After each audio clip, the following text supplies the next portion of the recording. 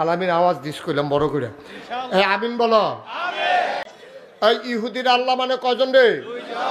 খ্রিস্টান ওই নবীর জমানায় যারা মূর্তি পূজারী ছিল তারা কয়জন? হিন্দুরা কয়জন?